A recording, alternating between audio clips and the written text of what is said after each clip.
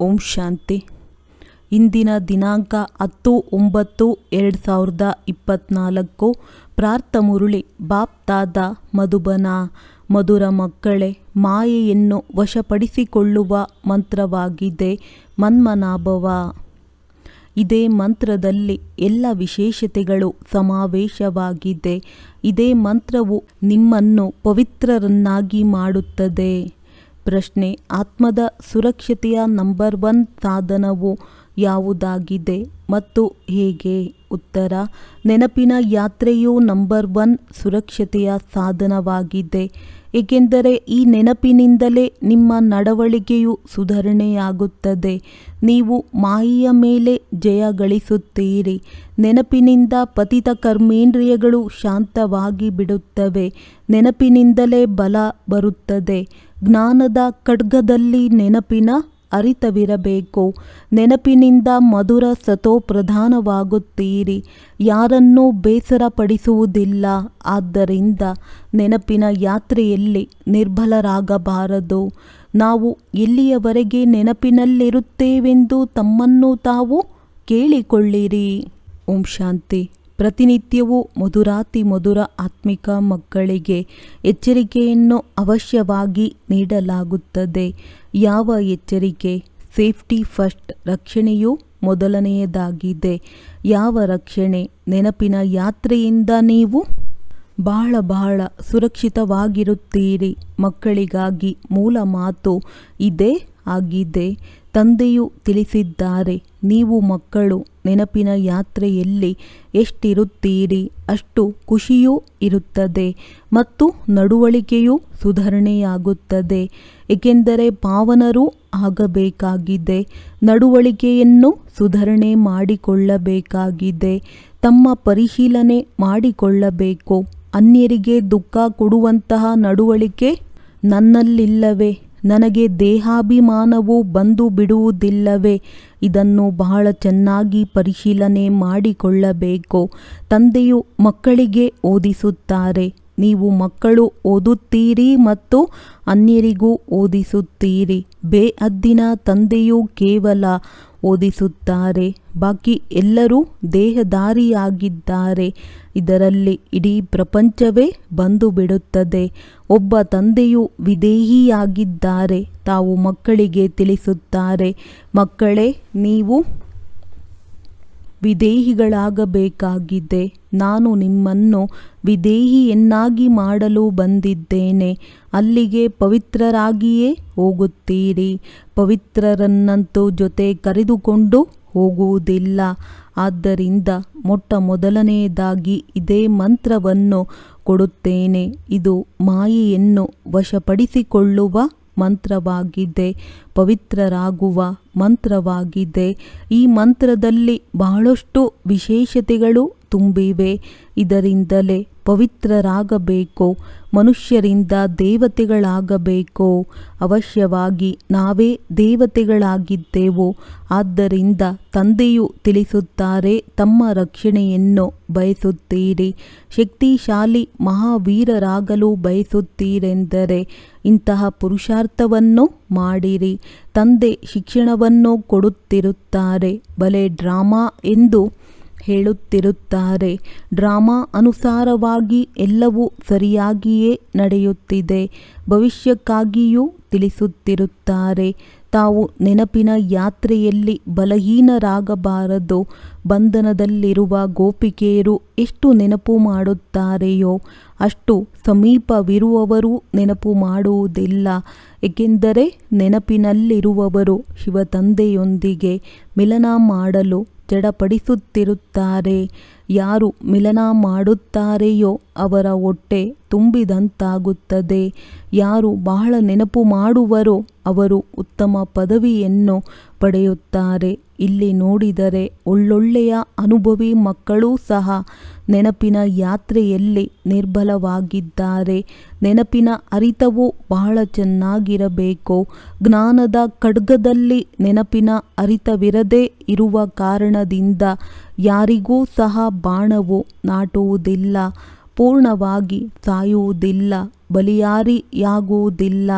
ಜ್ಞಾನದ ಬಾಣವನ್ನು ಒಡೆದು ತಂದೆಯ ಮಕ್ಕಳನ್ನಾಗಿ ಮಾಡಬೇಕು, ಮರುಜೀವಿಗಳನ್ನಾಗಿ ಮಾಡಬೇಕೆಂದು ಮಕ್ಕಳು ಪ್ರಯತ್ನ ಪಡುತ್ತೀರಿ. ಆದರೆ ಅವರು ಸಾಯುವುದಿಲ್ಲ. ಅಂದ ಮೇಲೆ ಅವಶ್ಯವಾಗಿ ಜ್ಞಾನದ ಖಡ್ಗ ಸರಿಯಿಲ್ಲವೆಂದರ್ಥ. ನಾಟಕವು ಸಂಪೂರ್ಣವಾಗಿ ನಿಖರವಾಗಿ ನಡೆಯುತ್ತಿದೆ ಎಂದು ಬಲೆ ತಂದೆಗೆ ಗೊತ್ತಿದೆ. ಆದರೆ ಭವಿಷ್ಯಕ್ಕಾಗಿ ತಿಳಿಸುತ್ತಿರುತ್ತಾರಲ್ಲವೇ. ಪ್ರತಿಯೊಬ್ಬರೂ ಸಹ ತಮ್ಮ ಹೃದಯದಲ್ಲಿ ಕೇಳಿಕೊಳ್ಳಿರಿ, ನಾವು ಎಷ್ಟು ನೆನಪು ಮಾಡುತ್ತೇವೆ, ನೆನಪಿನಿಂದಲೇ ಶಕ್ತಿಯೂ ಸಿಗುವುದು.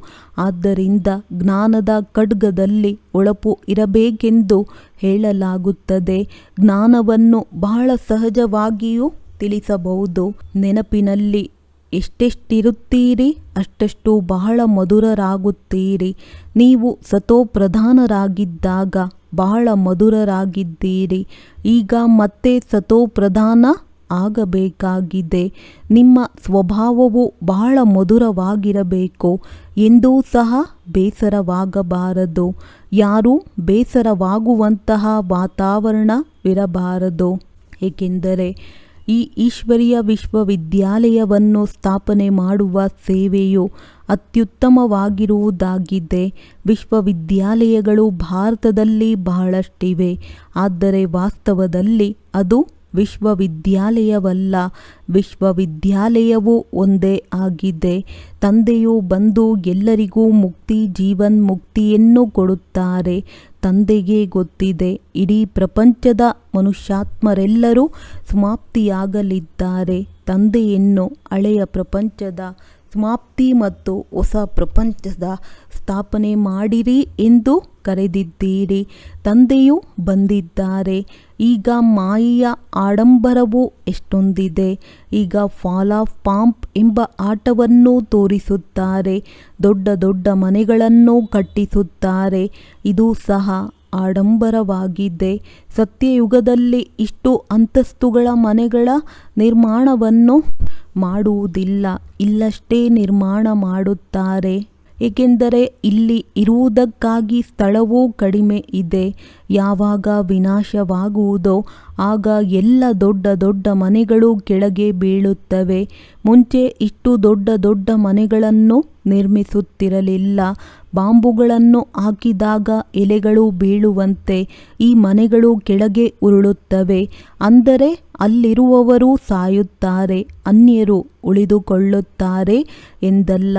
ಯಾರು ಎಲ್ಲಿರುವರೋ ಬಲೆ ಸಮುದ್ರದಲ್ಲಿರಬಹುದು, ಪೃಥ್ವಿಯ ಮೇಲಿರಬಹುದು, ಆಕಾಶದ ಮೇಲಿರಬಹುದು, ಪರ್ವತಗಳ ಮೇಲಿರಬಹುದು, ಹಾರುತ್ತಿರಬಹುದು. ಆದರೆ ಎಲ್ಲಿರುವವರು ಅಲ್ಲಿಯೇ ಸಮಾಪ್ತಿಯಾಗಿ ಬಿಡುತ್ತಾರೆ.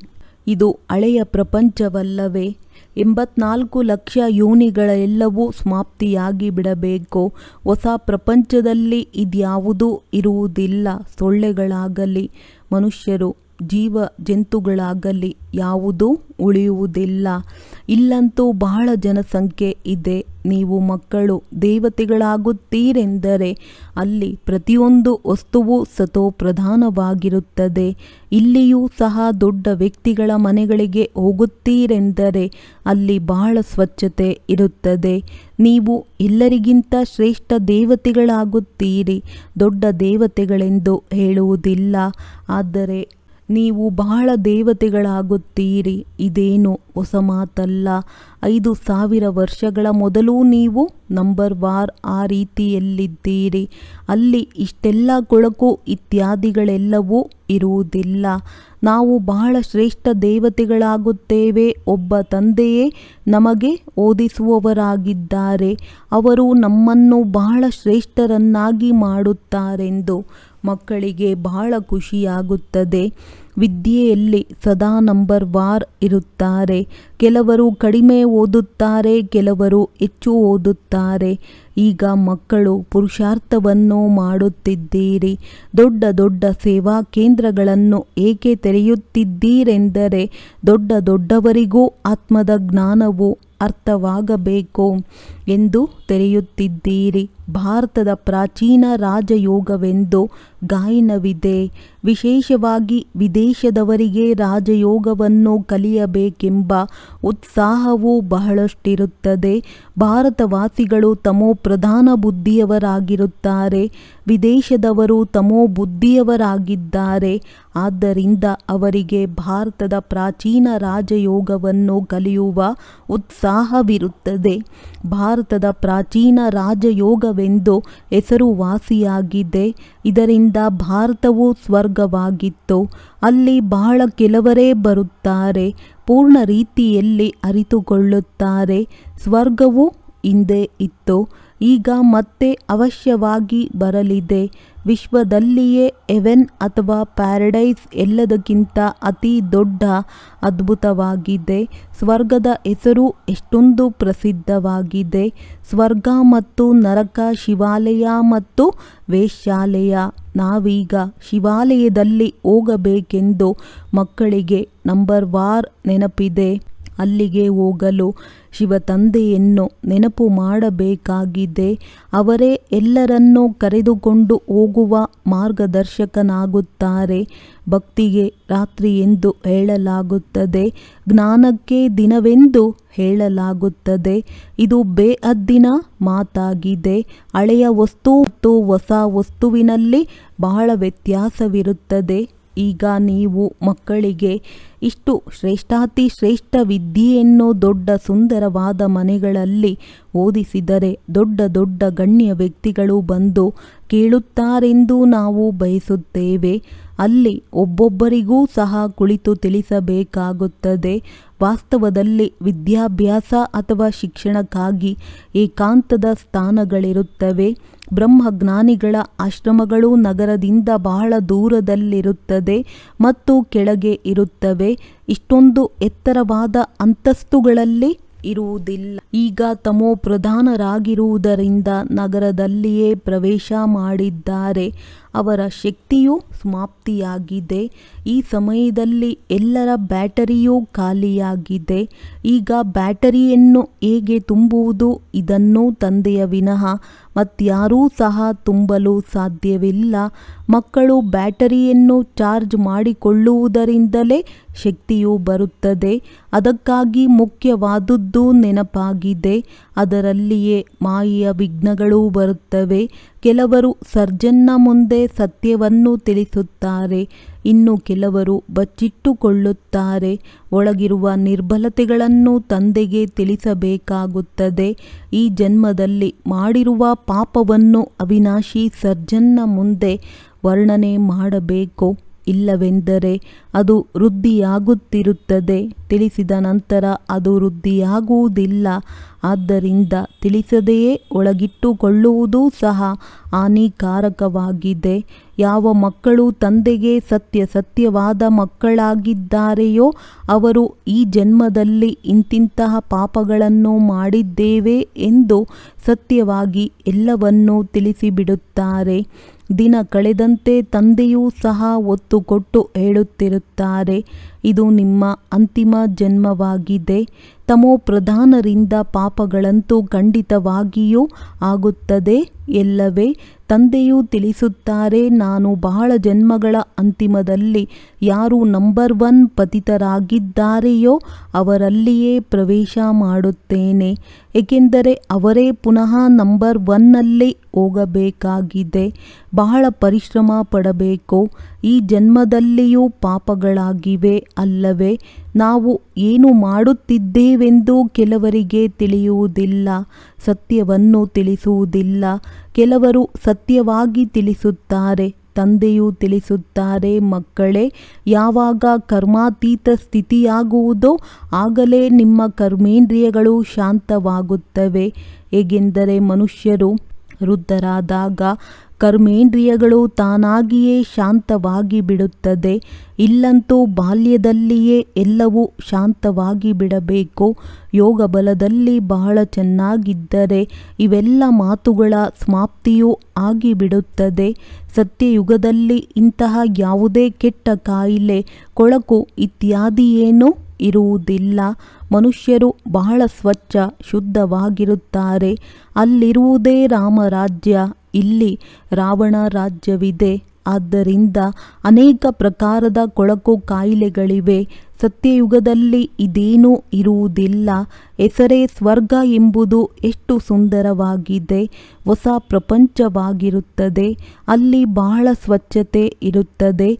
ತಂದೆಯು ತಿಳಿಸುತ್ತಾರೆ, ಈ ಪುರುಷೋತ್ತಮ ಸಂಗಮ ಯುಗದಲ್ಲಿಯೇ ನೀವು ಎಲ್ಲವನ್ನೂ ಕೇಳುತ್ತೀರಿ. ನಿನ್ನೆ ಕೇಳಿರಲಿಲ್ಲ. ನಿನ್ನೆಯ ದಿನದಲ್ಲಿ ನೀವು ಮೃತ್ಯು ಲೋಕದ ಮಾಲೀಕರಾಗಿದ್ದೀರಿ. ಇಂದು ಅಮರ ಲೋಕದ ಮಾಲೀಕರಾಗುತ್ತೀರಿ. ನಿನ್ನೆ ಮೃತ್ಯು ಲೋಕದಲ್ಲಿದ್ದೆವು ಎಂದು ನಿಶ್ಚಯವಾಗಿದೆ. ಇಂದು ಸಂಗಮ ಯುಗದಲ್ಲಿ ಬಂದಿರುವುದರಿಂದ ನೀವು ಅಮರ ಲೋಕಕ್ಕೆ ಹೋಗುವ ಪುರುಷಾರ್ಥವನ್ನು ಮಾಡುತ್ತಿದ್ದೀರಿ. ಈಗ ಓದಿಸುವವರೂ ಸಹ ಸಿಕ್ಕಿದ್ದಾರೆ. ಯಾರು ಬಹಳ ಚೆನ್ನಾಗಿ ಓದುತ್ತಾರೆಯೋ ಅವರು ಹಣವನ್ನು ಬಹಳಷ್ಟು ಸಂಪಾದಿಸುತ್ತಾರೆ. ಬಲಿಹಾರಿಯು ವಿದ್ಯೆಯದ್ದೇ ಆಗಿದೆ ಎಂದು ಹೇಳುತ್ತಾರೆ. ಇಲ್ಲಿಯೂ ಸಹ ಈ ವಿದ್ಯೆಯಿಂದ ಬಹಳ ಶ್ರೇಷ್ಠ ಪದವಿಯನ್ನು ಪಡೆಯುತ್ತೀರಿ. ಈಗ ನೀವು ಪ್ರಕಾಶದಲ್ಲಿದ್ದೀರಿ. ಇದು ನೀವು ಮಕ್ಕಳಲ್ಲದೆ ಬೇರೆ ಯಾರೂ ತಿಳಿದುಕೊಂಡಿಲ್ಲ. ಇದನ್ನೂ ಸಹ ಪದೇ ಪದೇ ಮರೆತು ಹೋಗುತ್ತೀರಿ. ಮರೆಯುವುದೆಂದರೆ ಹಳೆಯ ಪ್ರಪಂಚದಲ್ಲಿ ಹೊರಟು ಹೋಗುವುದು. ಈಗ ನಾವು ಕಲಿಯುಗದಲ್ಲಿ ಇದ್ದೇವೆಂದು ಸಂಗಮಯುಗಿ ಬ್ರಾಹ್ಮಣರಿಗೆ ತಿಳಿದಿದೆ. ಇದನ್ನು ಸದಾ ನೆನಪಿಡಬೇಕು. ನಾವು ಹೊಸ ವಿಶ್ವದ ಮಾಲೀಕರಾಗುತ್ತಿದ್ದೇವೆ. ಹೊಸ ಪ್ರಪಂಚದಲ್ಲಿ ಹೋಗುವುದಕ್ಕಾಗಿ ತಂದೆಯು ನಮಗೆ ಓದಿಸುತ್ತಾರೆ. ಇದು ಶುದ್ಧ ಅಹಂಕಾರವಾಗಿದೆ. ಅದು ಅಶುದ್ಧ ಅಹಂಕಾರವಾಗಿದೆ. ಇಲ್ಲಿ ಮಕ್ಕಳಿಗೆಂದಿಗೂ ಸಹ ಅಶುದ್ಧ ಅಹಂಕಾರವೂ ಬರಬಾರದು. ಪುರುಷಾರ್ಥವನ್ನು ಮಾಡುತ್ತಾ ಮಾಡುತ್ತಾ ಕೊನೆಗೆ ಫಲಿತಾಂಶವೂ ಬರುತ್ತದೆ. ತಂದೆಯು ತಿಳಿಸುತ್ತಾರೆ, ಈ ಸಮಯದಲ್ಲಿ ಎಲ್ಲರೂ ಪುರುಷಾರ್ಥಿಗಳಾಗಿದ್ದಾರೆ. ಯಾವಾಗ ಪರೀಕ್ಷೆಯು ನಡೆಯುವುದೋ ಆಗ ನಂಬರ್ ವಾರಾಗಿ ತೇರ್ಗಡೆಯಾದ ನಂತರದಲ್ಲಿ ವರ್ಗಾವಣೆಯಾಗುತ್ತಾರೆ. ನಿಮ್ಮದು ಬೇಹದ್ದಿನ ವಿದ್ಯೆಯಾಗಿದೆ. ಇದನ್ನು ಕೇವಲ ನೀವಷ್ಟೇ ತಿಳಿದುಕೊಂಡಿದ್ದೀರಿ. ನೀವು ಎಷ್ಟೊಂದು ತಿಳಿಸುತ್ತೀರಿ. ಬೇಹದ್ದಿನ ತಂದೆಯಿಂದ ಆಸ್ತಿಯನ್ನು ಪಡೆಯುವುದಕ್ಕಾಗಿ ಹೊಸಬ್ಬರೂ ಬರುತ್ತಾರೆ. ಬಲೆ ದೂರವಿರಬಹುದು, ಆದರೂ ಸಹ ಕೇಳುತ್ತಾ ಕೇಳುತ್ತಾ ನಿಶ್ಚಯ ಬುದ್ಧಿಯವರಾಗುತ್ತಾರೆ. ಅಂಥವರು ತಂದೆಯ ಸನ್ಮುಖದಲ್ಲಿಯೇ ಹೋಗಬೇಕು. ಯಾವ ತಂದೆಯು ಮಕ್ಕಳಿಗೆ ಓದಿಸಿದ್ದಾರೆಯೋ ಅಂತಹ ತಂದೆಯ ಸನ್ಮುಖದಲ್ಲಿ ಮಿಲನವನ್ನು ಅವಶ್ಯವಾಗಿ ಮಾಡಬೇಕು. ಅದನ್ನು ತಿಳಿದುಕೊಂಡು ಇಲ್ಲಿಗೆ ಬರುತ್ತೀರಲ್ಲವೇ? ಯಾರಾದರೂ ಒಂದು ವೇಳೆ ಅರಿತುಕೊಂಡಿಲ್ಲವೆಂದರೂ ಸಹ ಇಲ್ಲಿಗೆ ಬರುವುದರಿಂದ ಅರಿತುಕೊಳ್ಳುತ್ತಾರೆ. ತಂದೆಯು ತಿಳಿಸುತ್ತಾರೆ, ಮನಸ್ಸಿನಲ್ಲಿ ಯಾವುದೇ ಮಾತಿರಬಹುದು. ಅದು ಅರ್ಥವಾಗಲಿಲ್ಲವೆಂದರೆ ಬಲೆ ಕೇಳಬಹುದು. ಬಾಬಾ ಚುಂಬಕವಾಗಿದ್ದಾರಲ್ಲವೇ? ಯಾರ ಅದೃಷ್ಟದಲ್ಲಿದೆಯೋ ಅವರು ಬಹಳ ಚೆನ್ನಾಗಿ ಆಕರ್ಷಿತರಾಗುತ್ತಾರೆ. ಅದೃಷ್ಟದಲ್ಲಿಲ್ಲವೆಂದರೆ ಸಮಾಪ್ತಿ. ಕೇಳಿಯೂ ಕೇಳದಂತಿರುತ್ತಾರೆ. ಇಲ್ಲಿ ಕುಳಿತುಕೊಂಡು ಯಾರು ಓದಿಸುತ್ತಾರೆ? ಭಗವಂತ. ಅವರ ಹೆಸರಾಗಿದೆ ಶಿವ. ಶಿವ ತಂದೆಯೇ ನಮಗೆ ಸ್ವರ್ಗದ ರಾಜ್ಯ ಭಾಗ್ಯವನ್ನು ಕೊಡುತ್ತಾರೆ. ಅಂದ ಮೇಲೆ ಯಾವ ವಿದ್ಯೆಯನ್ನು ಓದುವುದು ಒಳ್ಳೆಯದಾಗಿದೆ. ಶಿವ ತಂದೆಯೂ ನಮಗೆ ಓದಿಸುತ್ತಾರೆ. ಇದರಿಂದ ರಾಜ್ಯ ಭಾಗ್ಯವೂ ಸಿಗುತ್ತದೆ ಎಂದು ನೀವು ಹೇಳುತ್ತೀರಿ. ಹೀಗೆ ತಿಳಿಸುತ್ತಾ ತಿಳಿಸುತ್ತಾ ಕರೆದುಕೊಂಡು ಹೋಗುತ್ತೀರಿ. ಕೆಲವರು ಪೂರ್ಣ ತಿಳಿಯದೇ ಇರುವ ಕಾರಣದಿಂದ ಅಷ್ಟೊಂದು ಸೇವೆ ಮಾಡುವುದಿಲ್ಲ. ಬಂಧನದ ಸರಪಳಿಗಳಲ್ಲಿಯೇ ಸಿಲುಕಿಕೊಂಡಿರುತ್ತಾರೆ. ಪ್ರಾರಂಭದಲ್ಲಿ ನೀವು ತಮ್ಮನ್ನು ಸರಪಳಿಗಳಿಂದ ಬಿಡಿಸಿಕೊಂಡು ಹೇಗೆ ಬಂದಿದ್ದೀರಿ? ಅದರಲ್ಲಿ ಕೆಲವರು ಮಸ್ತರಾಗಿರುತ್ತಿದ್ದರು. ಇದು ಸಹ ಡ್ರಾಮಾದಲ್ಲಿ ಪಾತ್ರವಿತ್ತು. ಅವರು ಆಕರ್ಷಿತರಾದರು. ಡ್ರಾಮಾದಲ್ಲಿ ಬಟ್ಟಿಯಾಗಬೇಕಿತ್ತು. ಬದುಕಿದ್ದಂತೆಯೇ ಸತ್ತರೂ. ಅನಂತರ ಮಾಯೆಯ ಕಡೆ ಕೆಲವರು ಹೊರಟು ಹೋದರು. ಯುದ್ಧವಂತೂ ನಡೆಯುತ್ತದೆ ಎಲ್ಲವೇ. ಇವರು ಬಹಳ ಸಾಹಸವನ್ನು ತೋರಿಸಿದ್ದಾರೆ. ಇವರು ಪಕ್ಕಾ ಆಗಿದ್ದಾರೆಯೇ ಅಥವಾ ಇಲ್ಲವೇ ಎಂದು ಕುಟ್ಟಿ ನೋಡೋಣವೆಂದು ಮಾಯೆಯೂ ಸಹ ನೋಡುತ್ತದೆ. ಮಕ್ಕಳಿಗೆ ಎಷ್ಟೊಂದು ಪಾಲನೆಯಾಗುತ್ತಿತ್ತು, ಎಲ್ಲವನ್ನೂ ಕಲಿಸುತ್ತಿದ್ದರು. ನೀವು ಮಕ್ಕಳು ಆಲ್ಬಮ್ ನೋಡುತ್ತೀರಿ, ಆದರೆ ಕೇವಲ ಚಿತ್ರಗಳನ್ನು ನೋಡುವುದರಿಂದ ಅಷ್ಟು ತಿಳಿದುಕೊಳ್ಳಲು ಸಾಧ್ಯವಾಗುವುದಿಲ್ಲ. ಮೊದಲು ಏನೇನು ನಡೆಯಿತು, ಬಟ್ಟಿಯಲ್ಲಿ ಹೇಗೆ ಕುಳಿತಿದ್ದೆವು, ಹೇಗೆ ತಯಾರಾದೆವು ಎಂಬುದನ್ನು ಯಾರಾದರೂ ತಿಳಿಸಿದರೆ ಚೆನ್ನಾಗಿರುತ್ತದೆ. ಹೇಗೆ ರೂಪಾಯಿಗಳು ತಯಾರಾಗುವಾಗ ಕೆಲವು ಹಾಳಾಗಿ ಬಿಡುತ್ತದೆಯೋ ಹಾಗೆಯೇ ಇದು ಸಹ ಈಶ್ವರೀಯ ಯಂತ್ರವಾಗಿದೆ. ಈಶ್ವರನು ಕುಳಿತು ಧರ್ಮ ಸ್ಥಾಪನೆಯನ್ನು ಮಾಡುತ್ತಾರೆ. ಈ ಮಾತು ಯಾರಿಗೂ ತಿಳಿದಿಲ್ಲ. ತಂದೆಯನ್ನು ಕರೆಯುತ್ತಾರೆ, ಆದರೆ ತವೆಯಂತಿದ್ದಾರೆ, ಅರಿತುಕೊಳ್ಳುವುದೇ ಇಲ್ಲ. ಇದು ಹೇಗೆ ಸಾಧ್ಯವೆಂದು ಕೇಳುತ್ತಾರೆ. ಅಂಥವರನ್ನು ಮಾಯಾ ರಾವಣನು ಈ ರೀತಿ ಮಾಡಿಬಿಡುತ್ತಾನೆ. ಶಿವ ತಂದೆಯ ಪೂಜೆಯನ್ನು ಮಾಡುತ್ತಾರೆ, ಆದರೆ ನಂತರದಲ್ಲಿ ಸರ್ವವ್ಯಾಪಿ ಎಂದು ಹೇಳಿಬಿಡುತ್ತಾರೆ. ಶಿವ ತಂದೆ ಎಂದು ಹೇಳುತ್ತೀರಿ, ನಂತರ ಅವರು ಸರ್ವವ್ಯಾಪಿ ಹೇಗಾಗುತ್ತಾರೆ? ಪೂಜೆ ಮಾಡುತ್ತಾರೆ, ಲಿಂಗಕ್ಕೆ ಶಿವನೆಂದು ಹೇಳುತ್ತಾರೆ. ಇವರಲ್ಲಿ ಶಿವನು ಕುಳಿತಿದ್ದಾರೆಂದು ಹೇಳುವುದಿಲ್ಲ. ಕಲ್ಲು ಮುಳ್ಳಿನಲ್ಲಿ ಭಗವಂತನಿದ್ದಾರೆಂದು ಹೇಳುವುದಾದರೆ ಅದೆಲ್ಲವೂ ಭಗವಂತನೇ. ಭಗವಂತನು ಅನೇಕರಿರುವುದಿಲ್ಲ ಅಲ್ಲವೇ? ಅಂದ ಮೇಲೆ ತಂದೆಯು ಮಕ್ಕಳಿಗೆ ತಿಳಿಸುತ್ತಾರೆ, ಕಲ್ಪದ ಮೊದಲೂ ಸಹ ಇದೇ ರೀತಿ ತಿಳಿಸಿದ್ದೆವು. ಒಳ್ಳೆಯದು. ಮಧುರಾತಿ ಮಧುರ ಅಗಲಿ ಮರಳಿ ಸಿಕ್ಕಿರುವ ಮಕ್ಕಳ ಪ್ರತಿ ಮಾತ್ಪಿತಾ ಬಾಪ್ ತಾದಾರವರ ನೆನಪು, ಪ್ರೀತಿ ಹಾಗೂ ಸುಪ್ರಭಾತ. ಆತ್ಮಿಕ ತಂದೆಯ ಆತ್ಮಿಕ ಮಕ್ಕಳಿಗೆ ನಮಸ್ತೆ. ಧಾರಣೆಗಾಗಿ ಮುಖ್ಯ ಸಾರ: ಯಾರೂ ಸಹ ಬೇಸರವಾಗದಂತಹ ಮಧುರ ವಾತಾವರಣವನ್ನು ರಚಿಸಬೇಕು. ತಂದೆಯ ಸಮಾನ ವಿಧೇಹಿಯಾಗುವ ಪುರುಷಾರ್ಥವನ್ನು ಮಾಡಬೇಕಾಗಿದೆ. ನೆನಪಿನ ಬಲದಿಂದ ತಮ್ಮ ಸ್ವಭಾವವನ್ನು ಮಧುರ ಮತ್ತು ಕರ್ಮೇಂದ್ರಿಯಗಳನ್ನು ಶಾಂತವನ್ನಾಗಿ ಮಾಡಿಕೊಳ್ಳಬೇಕು. ಸದಾ ಇದೇ ನಶೆಯಲ್ಲಿರಬೇಕು. ಈಗ ನಾವು ಸಂಗಮಯುಗಿ ಆಗಿದ್ದೇವೆ, ಕಲಿಯುಗಿಗಳಲ್ಲ. ತಂದೆಯು ನಮ್ಮನ್ನು ಹೊಸ ವಿಶ್ವದ ಮಾಲೀಕರನ್ನಾಗಿ ಮಾಡಲು ಓದಿಸುತ್ತಿದ್ದಾರೆ. ಅಶುದ್ಧ ವಿಚಾರಗಳನ್ನು ಸಮಾಪ್ತಿ ಮಾಡಿಬಿಡಬೇಕು. ವರದಾನ: ಅಕಾಲ ಸಿಂಹಾಸನ ಮತ್ತು ಹೃದಯ ಸಿಂಹಾಸನದ ಮೇಲೆ ಕುಳಿತು ಸದಾ ಶ್ರೇಷ್ಠ ಕರ್ಮ ಮಾಡುವಂತಹ ಕರ್ಮಯೋಗಿ ಭವ. ಈ ಸಮಯದಲ್ಲಿ ನೀವು ಮಕ್ಕಳಿಗೆ 2 ಸಿಂಹಾಸನ ಸಿಗುವುದು. ಒಂದು ಅಕಾಲ ಸಿಂಹಾಸನ, ಇನ್ನೊಂದು ಹೃದಯ ಸಿಂಹಾಸನ. ಆದರೆ ರಾಜ್ಯವಿರುವವರು ಮಾತ್ರ ಸಿಂಹಾಸನದ ಮೇಲೆ ಕುಳಿತುಕೊಳ್ಳಲು ಸಾಧ್ಯ. ಯಾವಾಗ ಅಕಾಲ ಸಿಂಹಾಸನಧಾರಿಗಳಾಗಿರುವಿರಿ ಆಗ ಸ್ವರಾಜ್ಯ ಅಧಿಕಾರಿಯಾಗಿರುವಿರಿ ಮತ್ತು ತಂದೆಯ ಹೃದಯ ಸಿಂಹಾಸನಾಧಿಕಾರಿಗಳಾದರೆ ತಂದೆಯ ಆಸ್ತಿಗೆ ಅಧಿಕಾರಿಯಾಗುವಿರಿ. ಇದರಲ್ಲಿ ರಾಜ್ಯಭಾಗ್ಯ ಎಲ್ಲವೂ ಬಂದು ಬಿಡುವುದು. ಕರ್ಮಯೋಗಿ ಅರ್ಥಾತ್ 2 ಸಿಂಹಾಸನಾಧಿಕಾರಿ.